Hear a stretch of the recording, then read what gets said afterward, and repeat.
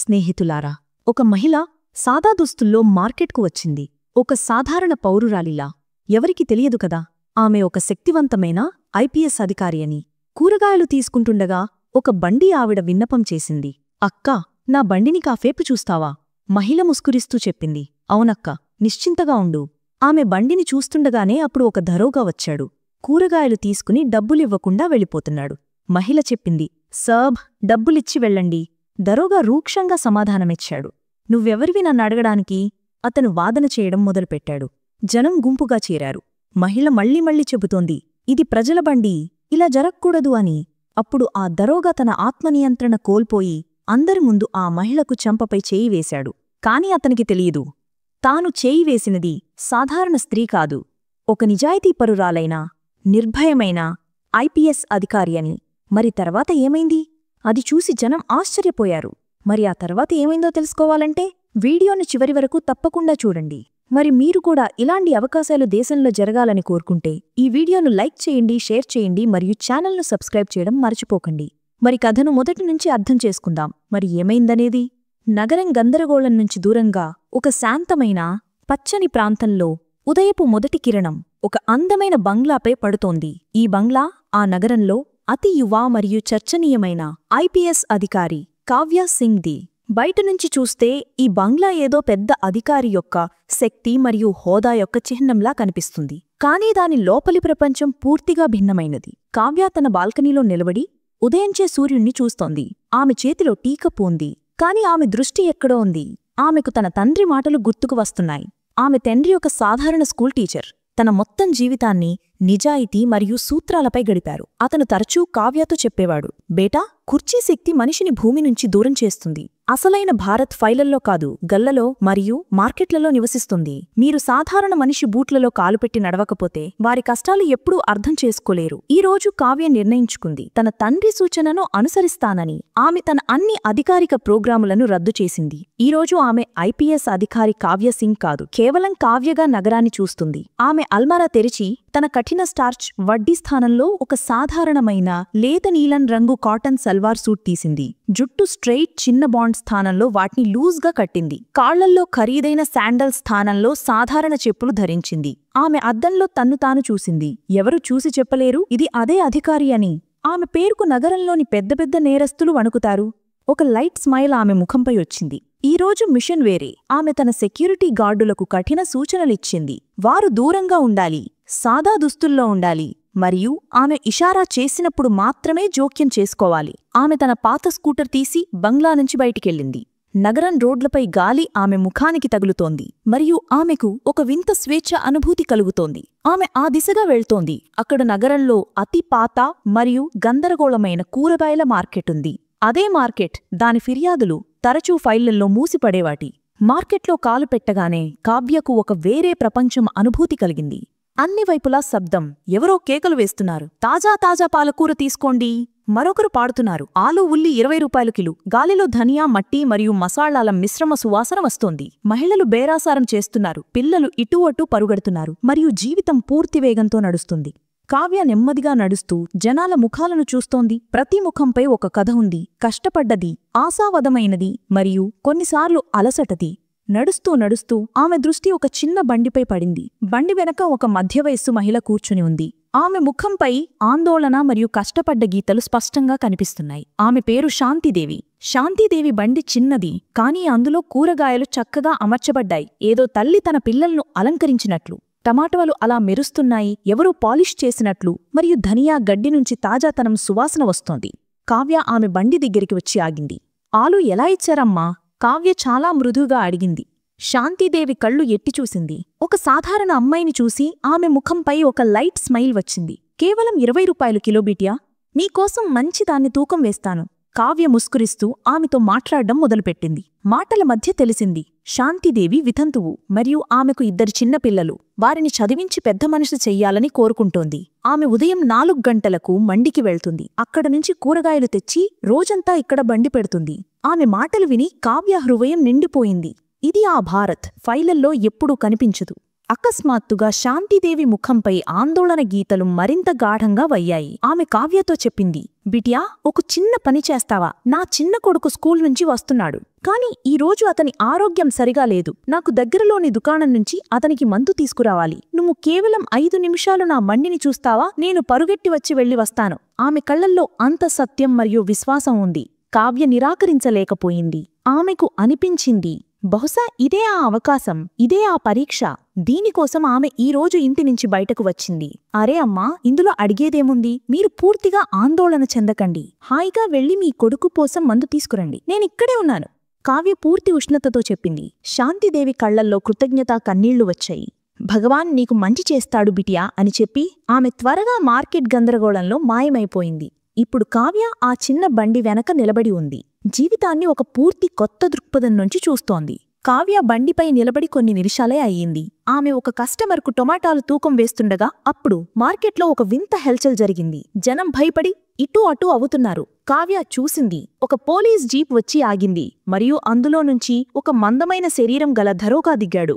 అతని వడ్డీపై name plate ఉంది, భీమ్సింగ్. భీమ్సింగ్ ఛానల్లో అహంకారం ఉంది. అతను తన మీసాలపై తావిస్తూ అలా నడుస్తున్నాడు. మార్కెట్ తన తండ్రి జాగీర్లాగా. చిన్న చిన్న దుకాణదార్లు అతన్ని చూసి భయపడి సరాన్ చేస్తున్నారు. అతను ఎవరి బండి నుంచి ఒక యాపిల్ తీసుకుంటాడు, ఎవరి దుకాణం నుంచి ఒక ముల్లంగి తీసుకుంటాడు. ఎవరూ ఏమీ చెప్పే ధైర్యం చెయ్యలేరు. అందరికీ తెలుసు, ఈ దరోగా హఫ్తా వసూలీ మరియు ఉచిత కోరీకి బద్నాము. గిరగిరా తిరుగుతూ భీమ్సింగ్ శాంతిదేవి బండి ముందు వచ్చి ఆగాడు. అతని దృష్టి మెరుస్తున్న టమాటాలు మరియు తాజా క్యాబేజ్పై పడింది. అతను చుట్టూ చూశాడు. బండిపై ఒక సాధారణ అమ్మాయి నిలబడి ఉండటం చూసి అతను మనసులో ముస్కురించాడు. ఈరోజు షికారు కొత్తది అని అనుకున్నాడు. ఒక మాట కూడా చెప్పకుండా భీమ్సింగ్ ఒక పెద్ద బ్యాగ్ తీసి అందులో తనకు నచ్చిన కూరగాయలు నింపడం మొదలుపెట్టాడు. అతను 2 కిలోల ఆలు, 1 కిలో టొమాటో, ఒక పెద్ద క్యాబేజీ మరియు కొన్ని నిమ్మకాయలు కూడా తీసుకున్నాడు. అతని బ్యాగ్ దాదాపు నిండిపోయింది. కావ్య నిశ్శబ్దంగా అన్ని చూస్తోంది. ఆమె రక్తం మరిగిపోతోంది. ఆమెకు శాంతిదేవి అలసిన ముఖం గుర్తుకు వస్తోంది. ఆమె తన మొత్తం సంపాదనను ఈ కూరగాయల్లో పెట్టింది. ఇది కేవలం కూరగాయల దొంగతనం కాదు, ఇది ఒక పేదవారి కష్టపడ్డది. ఆమె పిల్లల భవిష్యత్తు దొంగతనం. భీమ్సింగ్ బ్యాగ్ తీసుకుని వెళ్లిపోతుండగా కావ్య చాలా శాంతంగా కాని దృఢంగా అతన్ని అడ్డుకుంది. భాయ్ సాబ్, ఆగండి. భీమ్సింగ్ తిరిగి చూశాడు, తన చెవులపై నమ్మకం కలగనట్లు. ఇప్పటివరకు ఈ మార్కెట్లో ఎవరూ అతన్ని ఆపే ధైర్యం చేయలేదు. ఏమిటి? అతను రూక్షమైన స్వరంలో అడిగాడు. కావ్య చెప్పింది, మీరు తీసుకున్న కూరగాయలకు డబ్బులు. ఇది వినగానే భీమ్సింగ్ ముఖంపై ఒక వ్యంగ్యమైన ముస్కురాడ చెప్పింది. అతను బిగ్గరగా నవ్వాడు. డబ్బులా? అరే ఓ అమ్మాయి, నువ్విక్కడ కొత్తగా కనిపిస్తున్నావు. నేనెవరో తెలుసా? దరోగా భీమ్సింగ్ పేరు నాది. మొత్తం ప్రాంతం నా పేరుకు వణుకుతుంది. కావ్య ముఖంపై ఎలాంటి మార్పు లేదు. ఆమె అదీ శాంతంతో సమాధానమిచ్చింది. మీరు ఎవరైనా సాబ్, మీరు సామాను తీసుకున్నారు కాబట్టి డబ్బులివ్వాలి. ఇది ఏదో పేద స్త్రీ రోజువారీ ఆదాయం. మీ వడ్డీ ప్రజల రక్షణ కోసం, వారిని దోచుకోవడానికి కాదు. కావ్య మాటలు భీమ్సింగ్ అహంకారంపై నేరుగా దెబ్బతగిలాయి. ఇప్పటివరకు ఎవరూ అతని ముందు కళ్లలో కళ్ళు పెట్టి మాట్లాడలేదు.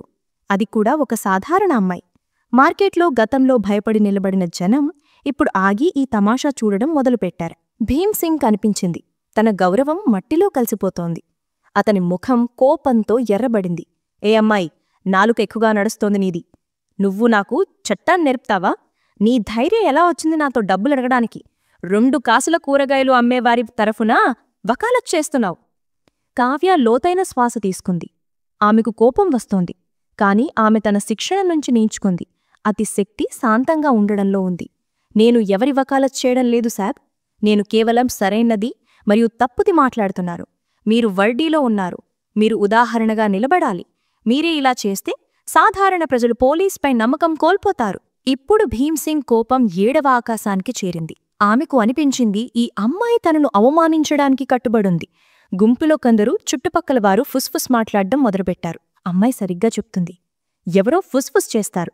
ఇది విని భీమ్సింగ్ మరింత ఆగ్రహంతో మండిపడ్డాడు. బక్వాస ఆపో! అతను అరిచాడు. లాగా అనిపిస్తోంది, నిన్ను స్టేషన్కు తీసుకెళ్లి మేధస్సు నేర్పాలి.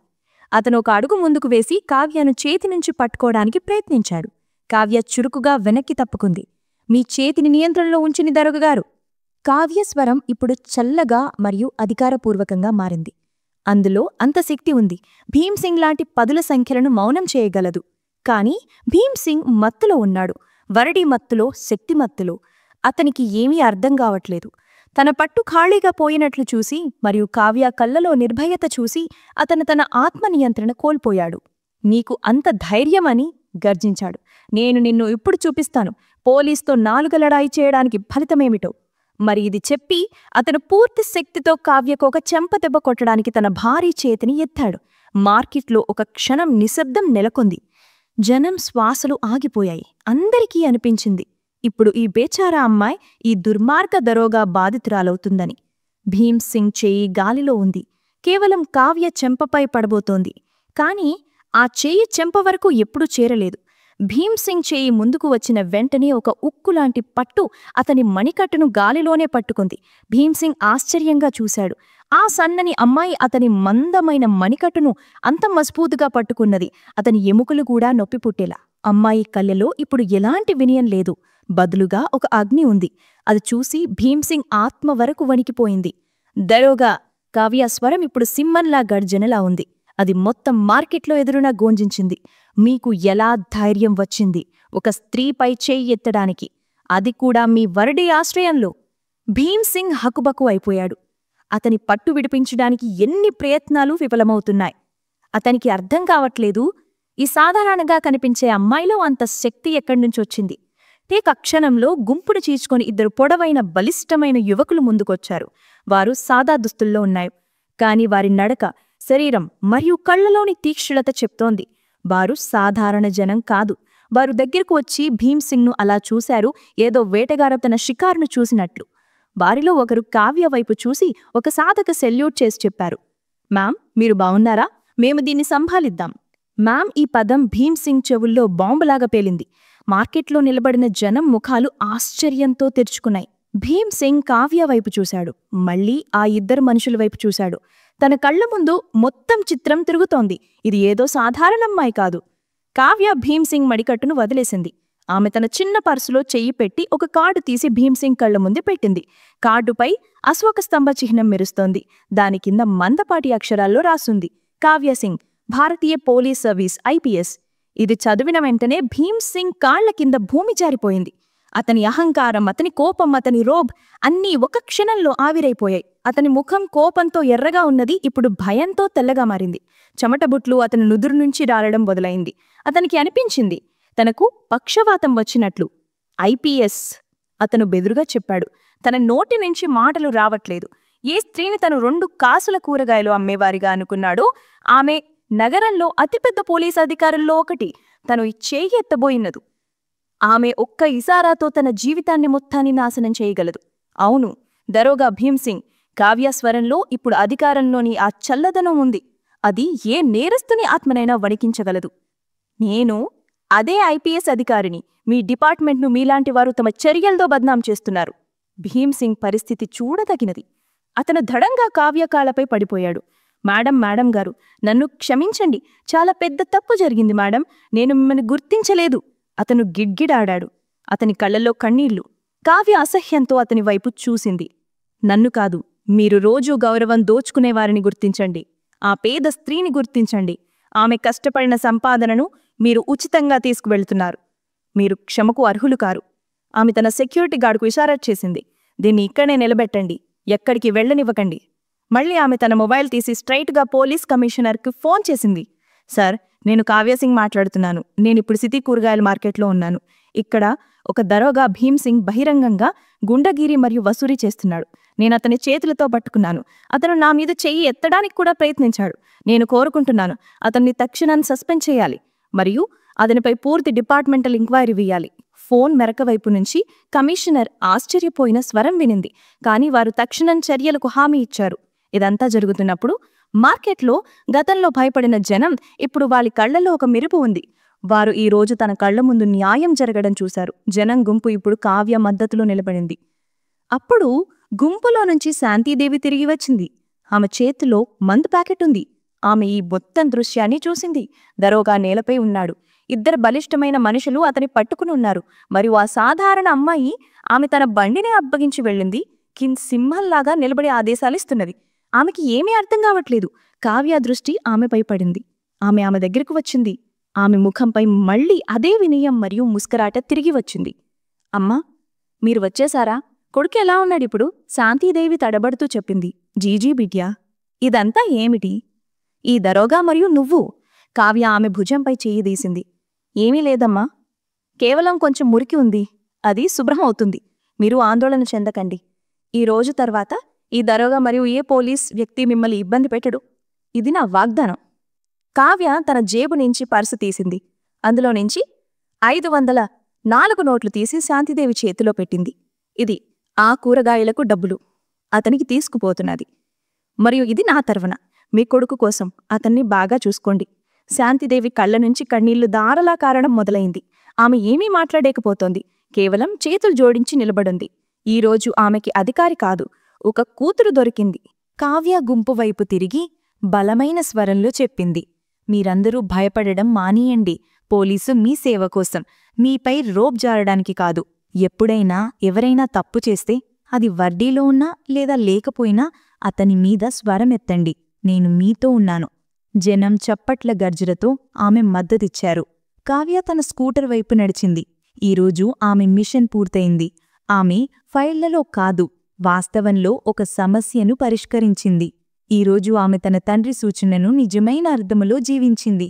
సూర్యుడిప్పుడు ఆకాశంలో పైకెక్కాడు మరియు అతని కాంతిలో ఐపీఎస్ అధికారి కావ్యాసింగ్ ముఖం ఒక కొత్త ఆశ మరియు విశ్వాసంతో మెరుస్తోంది.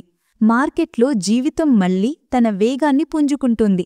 కాని ఈరోజు ఇక్కడి గాలిలో భయం స్థానంలో గౌరవం మరియు ధైర్యం సువాసన ఉంది. కావ్యాసింగ్ ఆ ఒక అడుగు మొత్తం నగరంలో హల్చల్ సృష్టించింది. దరోగా భీమ్సింగ్ సస్పెన్షన్ కేవలం ఒక వార్త కాదు, అది వర్ది ఆశ్రయంలో తమ జేబుల నింపుకుంటున్న అన్ని భ్రష్ట అధికారులకు ఒక హెచ్చరిక. మార్కెట్ జనం సంతోషంగా ఉన్నారు. వారికి మొదటిసారి అనిపించింది తమను కూడా ఎవరో వినేవారున్నారని.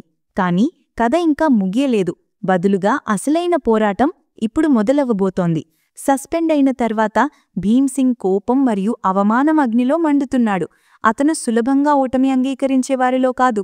ఆ రాత్రి అతను స్ట్రెయిట్గా నగరంలో ఒక పెద్ద మరియు ప్రభావవంతమైన ఇన్స్పెక్టర్ విక్రమ్ రాఠోడ్ దగ్గరకు వెళ్లాడు. రాఠోడ్ కేవలం భీమ్సింగ్ సీనియర్ మాత్రమే కాదు, ఆ మొత్తం ప్రాంతంలో జరుగుతున్న హఫ్తా వసూలు నెట్వర్క్ యొక్క సర్గానా. భీమ్సింగ్ లాంటి దరోగాలు అతనికి బంగారు గుడ్లు పెట్టే కోళ్లు. రాఠోడ్ సాబ్ గజబ్ జరిగింది. ఆ కొత్త ఐపీఎస్ మేడం నన్ను సస్పెండ్ చేసింది. మొత్తం మార్కెట్ ముందు నా వర్దీ తీసేసింది. భీమ్సింగ్ గిడ్గిడ్లాడాడు. ఇన్స్పెక్టర్ రాఠోడ్ తన కుర్చీలో కూర్చుని సిగార్ ఒక లోతైన పఫ్ తీసుకుని ధూమాన్ని గాలిలోకి వదిలి చెప్పాడు. శాంతంగా ఉండు భీమ్, నువ్వు మొదటివాడివి కాదు. ఈ కొత్త కొత్త అధికారులు ఉత్సాహంలో మేధస్సు కోల్పోతారు. వారికి అనిపిస్తుంది ఒక రోజులో మొత్తం సిస్టమ్ మార్చేస్తామని. కానీ సిస్టమ్ చుట్టుమూలాలు లాంటిది, అది కదలడం సులభం కాదు. రాఠోడ్ అతనికి విశ్వాసమిచ్చాడు. నువ్వు ఆందోళన చెందకు, డిపార్ట్మెంట్ ఎంక్వైరీ నేను సంభాలిస్తాను. కేవలం నువ్వు ఒక్క పని చేయాలి. ఆ మార్కెట్లో ఎంతమంది సాక్షులు కావచ్చు, ముఖ్యంగా ఆ కూరగాయల ఆవిడ, వారి నోరు మూసేయాలి. ప్రేమతో లేదా మరో విధంగా. రాఠోడ్ కళ్లలో ఒక చల్లని మరియు భయానక మెరుపు ఉంది. మరుసటి రోజునుంచి మార్కెట్ వాతావరణం మారిపోయింది. నిన్న కావ్య ముందు చప్పట్లు కొట్టినవారు ఈరోజు వారి ముఖాలపై భయం. రాత్రి కొందరు అపరిచితులు మార్కెట్లో చాలా బండ్లను తలక్రిందులు చేశారు. శాంతిదేవి ఉదయం తన బండి దగ్గరకు వచ్చినప్పుడు ఆమె కూరగాయలు రోడ్డుపై చెల్లాచెదురుగా పడి ఉన్నాయి. ఇది ఒక స్ట్రెయిట్ హెచ్చరిక. కావ్యకు ఈ వార్త తెలిసినప్పుడు ఆమె అర్థం చేసుకుంది. పోరాటం ఇప్పుడు కేవలం ఒక భ్రష్ట దరోగాతో కాదు, మొత్తం సిస్టంతో.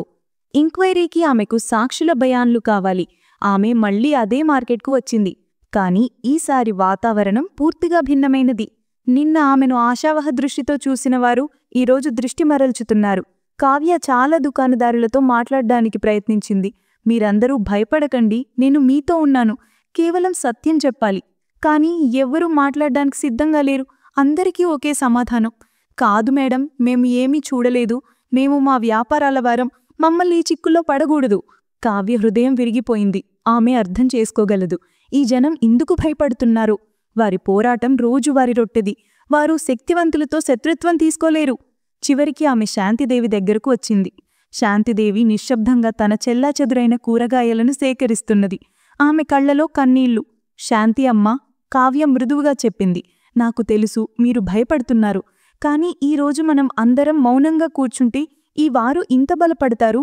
ఈ పోరాటం కేవలం నాది కాదు, మన అందరిది, మీ పిల్లల భవిష్యత్తుది. శాంతిదేవి ఏడ్చింది. ఏమి చెయ్యాలి బిటియా? రాత్రి 2 గుండాలు వచ్చారు. మీరు పోలీస్ ముందు నోరు తెరిస్తే మీ కొడుకును స్కూల్ నుండి ఎత్తుకుపోతామని చెప్పారు. నేను ఒక తల్లిని బిటియా, నేను నా సంతానాన్ని ప్రమాదంలో పడవేయలేను. నన్ను క్షమించండి. ఇది విని కావ్యకు గట్టి దెబ్బ తగిలింది.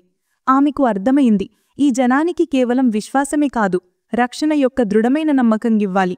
ఆమె శాంతిదేవి తలపై చేయి పెట్టింది.